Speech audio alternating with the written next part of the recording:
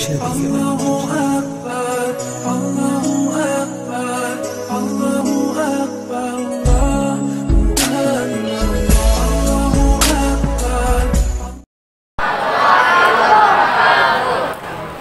Alhamdulillahirabbil alamin.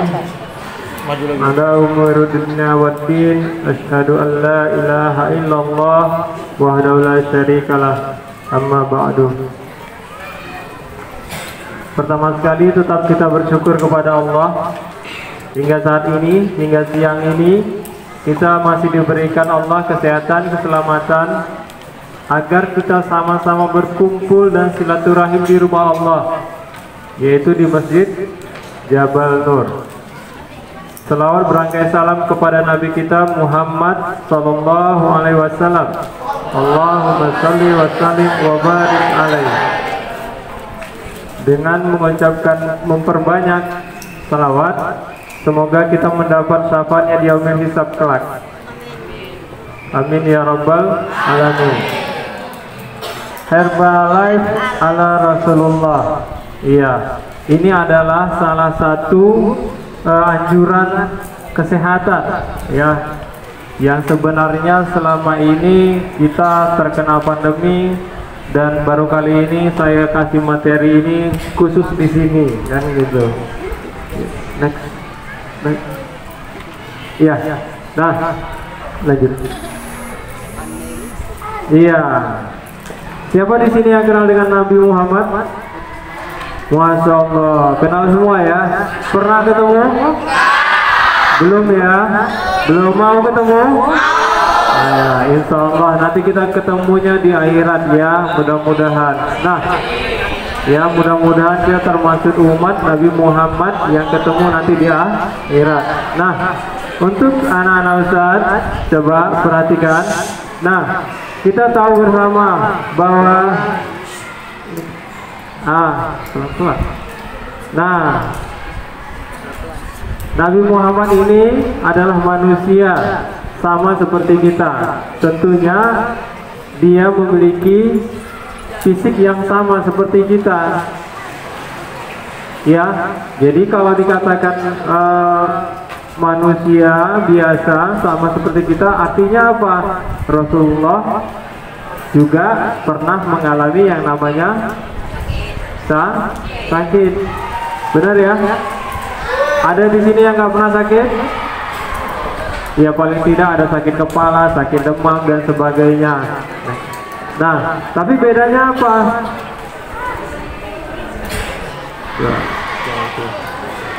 Ya, bedanya apa? Nah, bedanya Rasul itu manusia biasa yang diberikan kelebihan oleh Allah. Dan ini sudah ada di Al-Quran, dikatakan kenapa setiap manusia itu diberikan rasa sakit atau penyakit. Nih, ada di surat Al-Anbiya ayat 35. Ya, tiap-tiap yang berjiwa akan merasakan mati. Kami akan menguji kamu dengan keburukan dan kebaikan sebagai cobaan yang sebenar-benarnya. Ingat, menguji. Ya, ada kata menguji. Jadi artinya apa? Rasul sendiri manusia biasa masih diuji, apalagi kita umatnya. Ya, bisa? Oke, kalau bisa tenang dulu, perhatikan saja. Next. Nah, dari ayat tersebut, nah lanjut. Nah, dari ayat tersebut, Al-Anbiya ayat 35 tadi, bahwa sakit atau penyakit itu sebenarnya adalah ujian hidup. Jadi kalau yang namanya manusia masih hidup, pasti pernah mengalami sakit. Nggak ada manusia yang tanpa sakit. Paling tidak kegores pisau kek, jatuh kek, apalah ya kan. Itulah ujiannya. Nah, ujian hidup di sini, sakit dan penyakit ini ada dua. Ada lahir, ada batin. Ada yang real, ada yang abstrak. Kalau real pasti kalian rasakan. Contohnya apa? Jatuh, terluka, itu real. Penyakit abstrak apa? Kalau penyakit abstrak Iya, kalau penyakit abstrak ini nggak kelihatan, nggak nampak. Contohnya penyakit hati. Ada ketua kelas, ada jadi pemimpin, dia maunya dia saja yang dituruti sama kawan-kawannya di kelas. Dia nggak mau dengar yang lain. Itu penyakit apa? Penyakit sombong. Hati-hati. Ini juga jenis penyakit. Ya. Nah, next. Nah, di sini dia nih. Ini enaknya nih. Kalau dikasih ujian, dikasih juga jawabannya sama siapa? Tuh, kata Rasulullah dari Imam Bukhari, ya, menyatakan, ma anzalallahu da'at ila anzalalahu syafa'an. Tidaklah Allah turunkan penyakit kecuali Allah turunkan pula obatnya. Ya, kelas 9, yakin nggak kalian Allah turunkan obatnya untuk penyakit kalian yang masih ngomong-ngomong itu? Yakin nggak? Kalau yang nggak yakin berarti imannya dipertanyakan. Yakin nggak kelas 7? Mana kelas 7? Sini ya. Yang suka cerita-cerita ganggu kawannya, yakin nggak Allah kasih obat? Yakin ya? Bagus. Nah, di hadis selanjutnya, hadis riwayat Muslim menyatakan setiap penyakit memiliki obat bila, ini ada syaratnya, obat sesuai dengan penyakitnya, maka dia akan sembuh dengan seizin Allah. Ya, jadi selain memberikan obat penawar, tuh Allah juga minta kalian cari yang pas obatnya. Kira-kira penyakit hati sombong tadi, obat yang pas apa? Obat yang pas untuk orang yang sombong. Ayo, obat yang pas untuk sombong. Iya, pertama bertobat, kemudian apa? Iya. Ya, harus ada toleransi. Ya, harus mau mendengarkan perbedaan pendapat. Ya, itu obatnya. Kalau nggak pas, nggak bakalan selesai penyakit sombongnya. Sama juga kalau sakit dia biasa. Nah, kalau sakit biasa nih, karena Rasul itu panutan kita, Rasul itu tuntunan kita, kita harus mengikuti apa yang menjadi kebiasaan Rasul. Nah, ikhtiar yang dilakukan Rasul apa? Ada dua ikhtiar yang dilakukan Rasul terhadap penyakit baik lahir maupun batin. Nah, yang pertama yang dilakukan oleh Rasul, yang pertama itu adalah terapi iman dan amal soleh. Ini yang pertama duluan dilakukan Rasul. Ya, yang kedua terapi jasad dan fisik.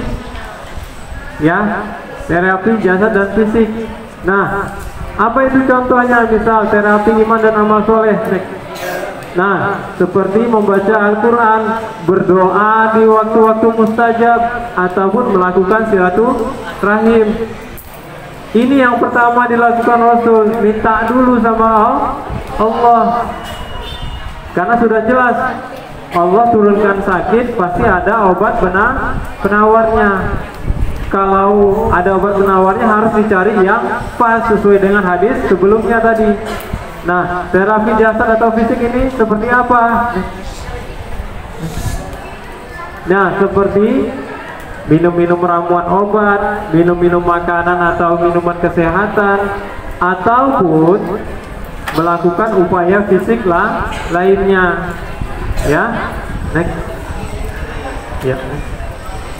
Nah, ingat anak-anak Ustadz, terapi yang pertama adalah berdoa. Ini paling utama Rasul lakukan. Minta dulu sama Allah. Kenapa? Ada jawabannya. Kenapa Allah kasih sakit? Pasti ada obatnya. Nah, obatnya apa? Nih, obatnya yang pertama kali diberikan oleh Allah kepada kita umat Nabi Muhammad.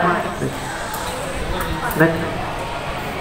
Apa itu? Memperbaiki diri dan memperbaiki iman. Kenapa? Kalau orang sakit biasanya gitu kan, ketawa dulu. Aduh ya Allah, ingat Allah. Kalau sakit, ya kan? Kalau senang, lupa lagi dia kan? Lupa lagi kan? Kalau sehat lupa kan? Lupa, hati-hati. Nah, ini dia. Al-Quran menyatakan ini adalah obat yang paling mujarab. Ya, ini harus jadi tuntunan kita. Ya, katakanlah Al-Quran itu adalah petunjuk dan penawar. Nah, petunjuk dan penawar. Udah ditunjukin, dikasih penawar. Penawar apa? Dari sakit. Sakit apa? Sakit lahir maupun sakit batin. Gimana? Al-Quran. Selama ini kita terbalik, ya kan? Selama ini kita terbalik, kita cari obat duluan. Betul apa betul? Iya. Sakit kepala sedikit. Nah, tolong belikan paramek. Demam tinggi. Wah, demam kamu nak beli tempra, ya kan? Korban iklan. Padahal Rasulullah jauh-jauh hari sudah kasih. Allah sudah kasih obatnya apa? Al-Quran. Ada lengkap semuanya. Ini penawar. Nih, ada sebuah cerita saya dapat dari guru saya. Seorang ibu sudah lama merasakan sakit di dadanya. Setiap kali dironsen ke rumah sakit nggak ditemukan sakitnya.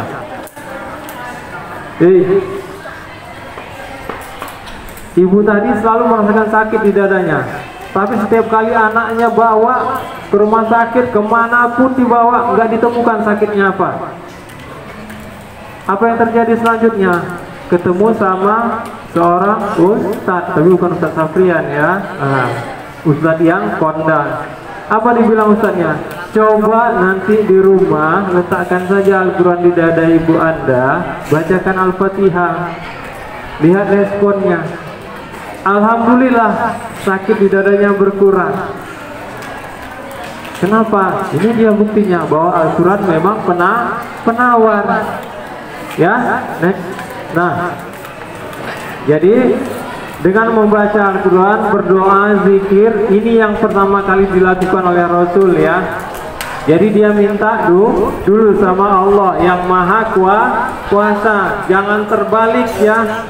Kita minta sama makhluk, kita minta sama obat, kita minta sama dokter, salah. Kita minta dulu sama Allah.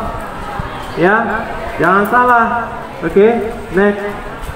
Nah, ini dia Al-Isra ayat 82. Dan kami turunkan dari Al-Quran suatu yang menjadi syifa, penyembuh.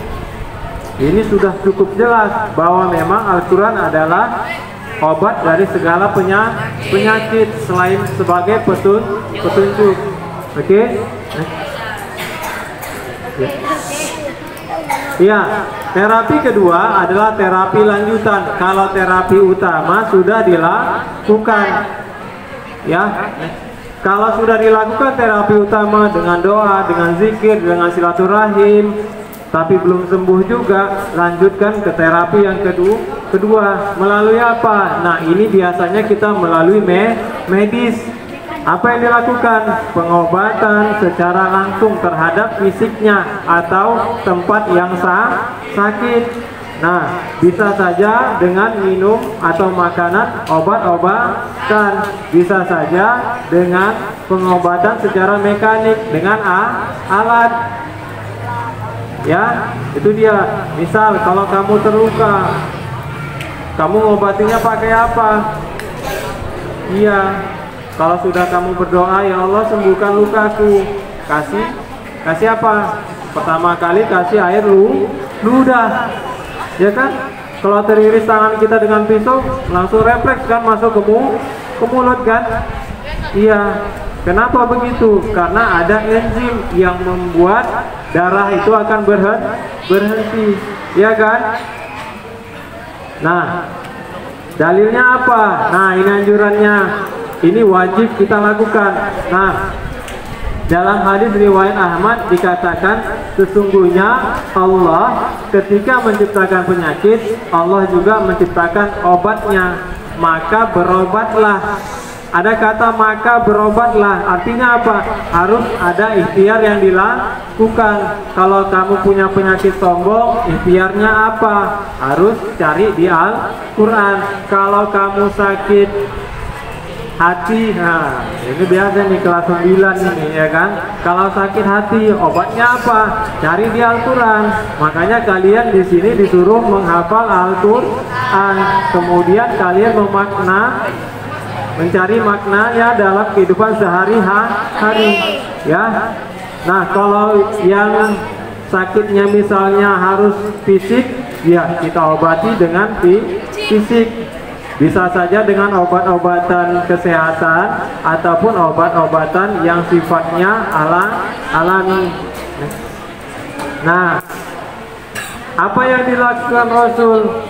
Nah, ingat ya, Rasul ini panutan, dia melakukan ada beberapa hal yang dilakukan oleh Rasul ya, untuk menjaga fisiknya agar tetap sehat maupun kuat. Nah, ini dia. Ini adalah makanan yang pertama nih, yang dilakukan Rasul.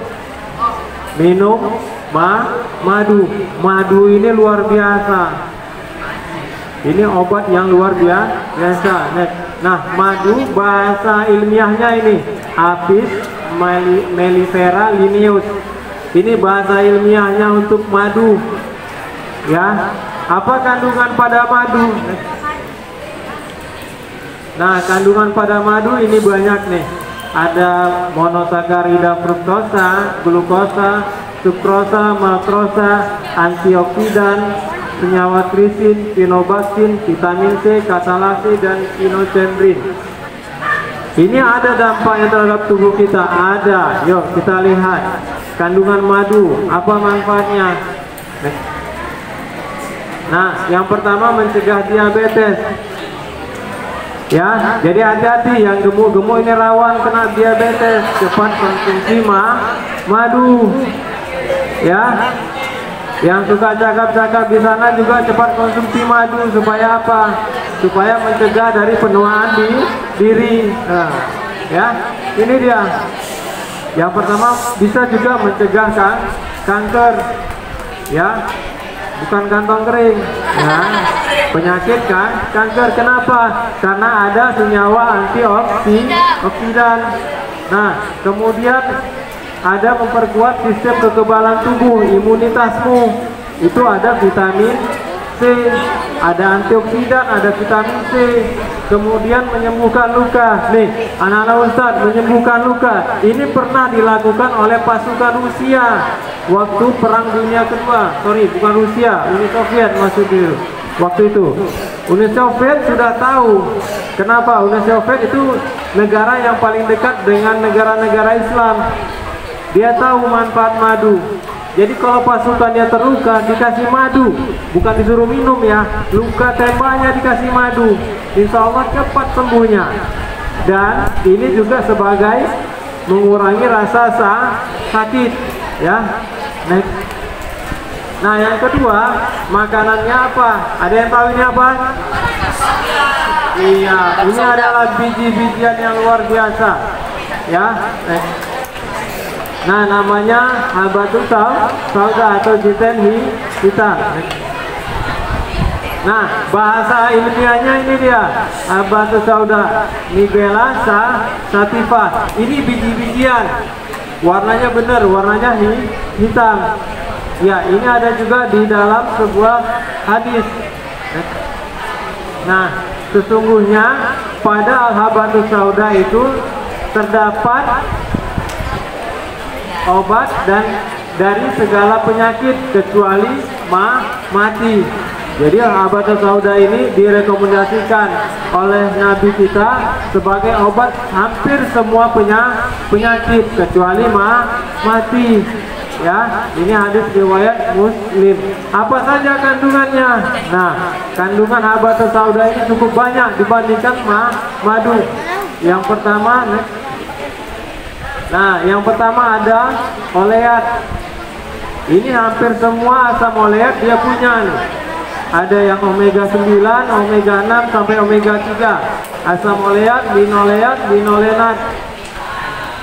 Ini obat yang luar biasa ini untuk sistem kekebalan tubuhmu. Nah, kemudian halo. Iya. Coba perhatikan sebentar saja. Nah, ini kandungan pada habatus sauda. Makanya dia punya manfaat yang cukup luar biasa. Kemudian ada minyak atsiri, asam amino. Ya. Apa saja manfaatnya? Nah, ini dia. Nah, karena isinya paling banyak, manfaatnya juga paling banyak ini. Ya. Yang pertama, ya, bagi ibu yang menyusui atau yang baru melahirkan, ini akan membantu produksi ASI. Kemudian, nah ini yang masih ribut, cocok ini dikasih obat cacing supaya jangan ribut. Ya bisa aja memang karena cacingan dia ribut. Nah ini habatus sauda, ini obatnya ini. Nanti sampai rumah minum ya, biar berkurang. Iya ributnya ya. Nah selanjutnya ini sebagai diuretik dan pelemas otot. Ini bisa digunakan untuk yang sakit ayan. Kalau dia kejang-kejang ya, ini dia. Nah meningkatkan kekebalan tubuh melawan penyakit menular. Nah ini nih sekarang ini terjadi pandemi. Cocok digunakan habatus sauda. Untuk apa? Imunitas kamu akan dibangun cukup kuat dengan ini. Kenapa? Itu tadi karena ada minyak volatil dan omega 9 ya. Nah kemudian bisa digunakan juga untuk sakit gigi, flu, hidung tersumbat, ataupun masalah pencernaan ya. Next.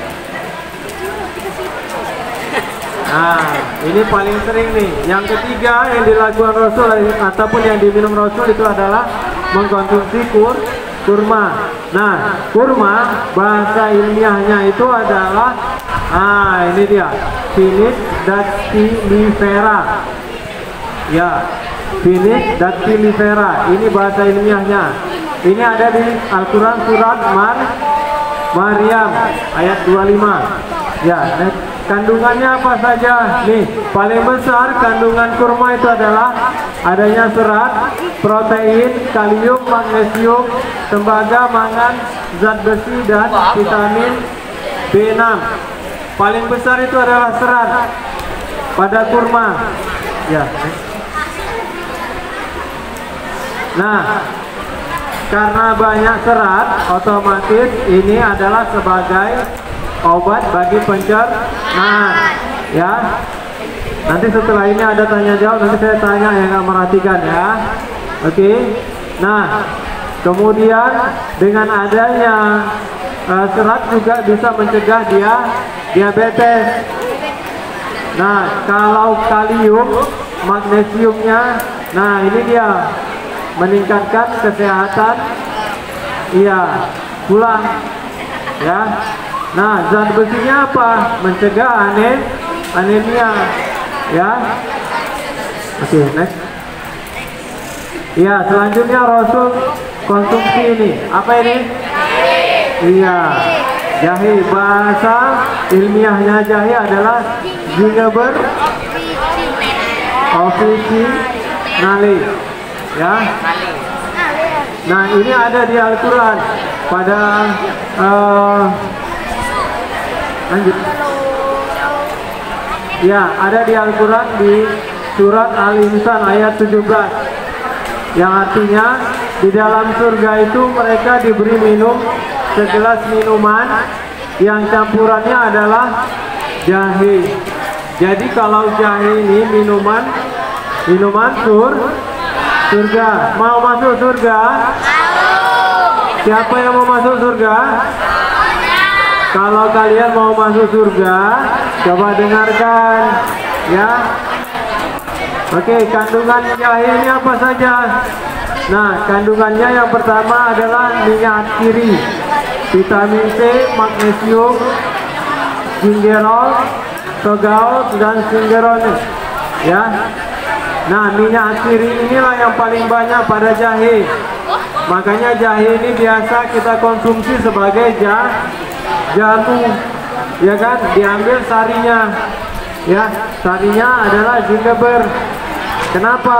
Dalam surat Al-Insan dikatakan wayus fauna biha kason kana mizajuha zan. Berarti pas ya namanya ya dengan gingeber officinale. Sudah berapa tadi bahan-bahannya? Yang pertama apa? Yang kedua? Yang ketiga? Yang keempat? Oke, kita next lanjut yang kelima. Oke, dua lagi ya, sabar ya. Dua lagi. Ini tahu kalian apa? Ini banyak di rumah kita ya, banyak ya. Nah, selama ini kita nggak tahu nih manfaatnya. Paling kita tahu manfaatnya kita ambil buat kepala ya, rambut ya. Oke. Nah, bahasa ilmiahnya lidah buaya adalah aloe vera ya. Nah, ini ada dalam sebuah hadis ya.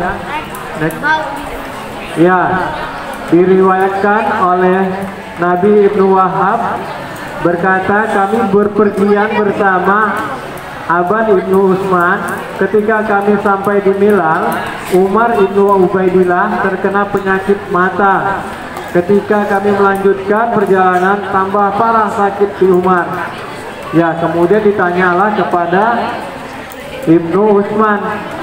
Ibnu Utsman pernah dengar Rasul pernah mengatakan bahwa ada seseorang pada saat melakukan ihram matanya bengkak, dikasih tanaman as-sabar atau lidah buaya diteteskan. Mata yang bengkak ini bisa digunakan lidah buaya. Ini obat luar. Ya, kalau sakit matamu nih, kasih lidah buaya, teteskan. Ini gunanya sebagai anti radang. Nah, kandungannya apa? Nah, kandungannya ini. Ada kandungan yang namanya enzim bradykinase. Ini yang menjadi obat mujarab terhadap anti radang di mata. Ya. Nah, kemudian kandungan yang lain cukup banyak. Ada vitamin A, vitamin C, dan seterusnya. Ya. Manfaatnya untuk apa? Manfaat lidah buaya yang pertama mengatasi kulit kering. Nah, kalau yang laki-laki yang cowok mau bagus mukanya, ngilangin jerawat, pakai ini juga bisa. Ya. Nah, mengatasi mata bengkak tadi ya. Jadi jangan buru-buru mata bengkak beli instung. Ya. Kalau mata bengkak ada lidah buaya, teteskan aja. Ya. Nah, kemudian membantu melancarkan buang air besar. Ini bisa juga. Jangan beli diabetes ya. Iya kan? Konsumsi saja ini aloe vera. Bisa membantu pencernaan ya. Oke, next. Nah, yang keenam dikonsumsi Rasul adalah ini. Apa ini?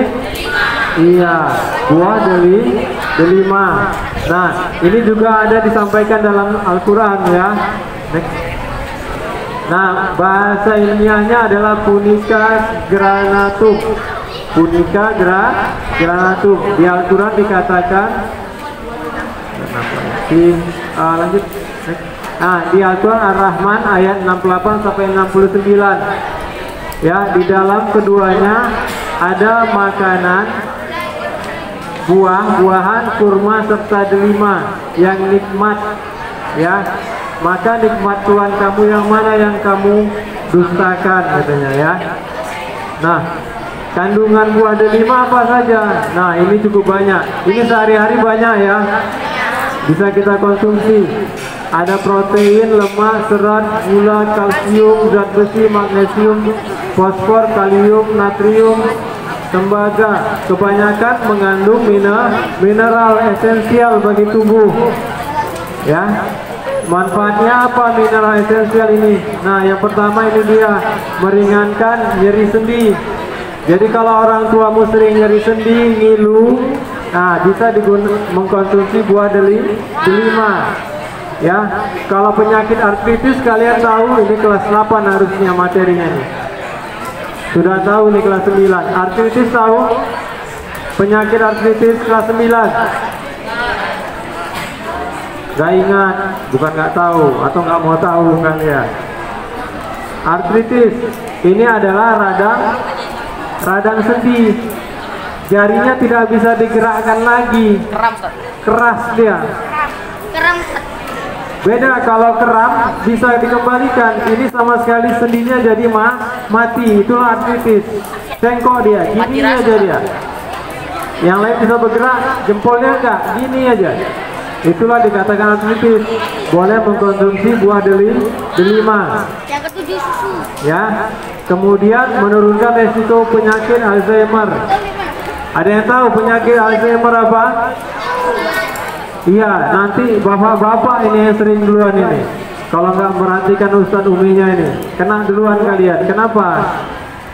Kena penyakit Alzheimer, penyakit kalian ini, penyakit pikun. Lupa, cepat kali lupanya ya kan? Mana bukumu? Aduh lupa Ustadz. Kena pikun, konsumsi delima ya. Oke. Nah, yang terakhir. Nah ini, ada yang tahu ini apa? Iya, minyak zaitun. Bahasa ilmiahnya minyak zaitun, Olea Europeae Linnaeus, atau bahasa pasarannya olive oil. Ya, kandungannya apa saja?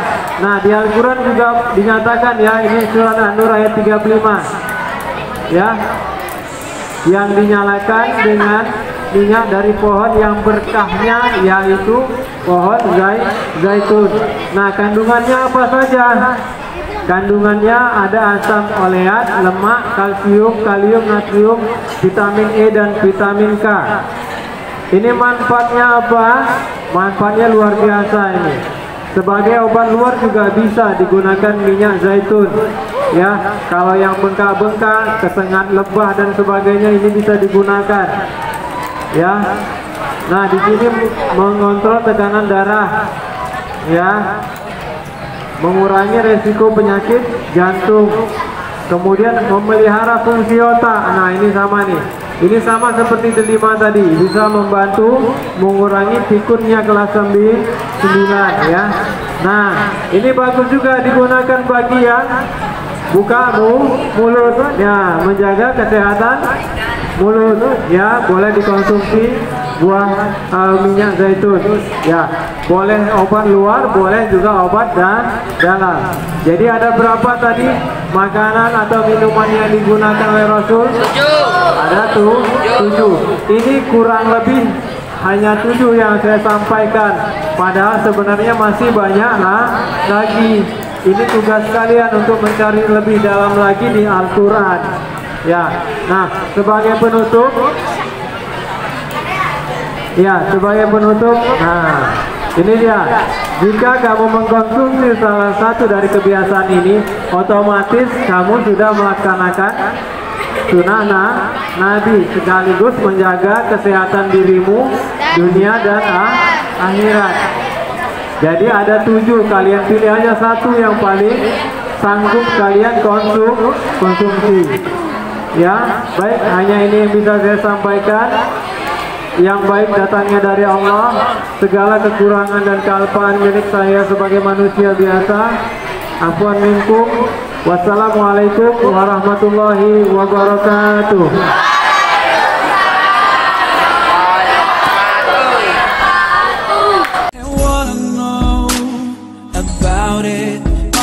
So